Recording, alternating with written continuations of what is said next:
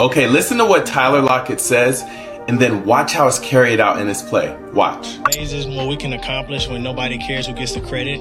Okay, let's watch this play. Now, K9 gets the rock, cuts it back, get off me, speed.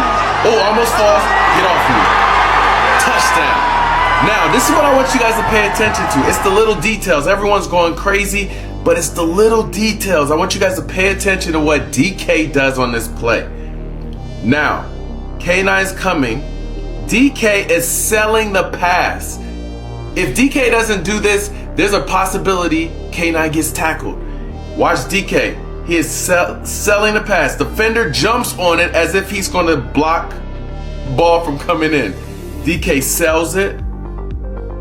And now K9 evades that defender and he's able to come right in and score a touchdown. But here's the best part. This is my favorite part. This is what DK does. This just shows his personality. DK sells it. My man goes, this guy. Got him. Beautiful play.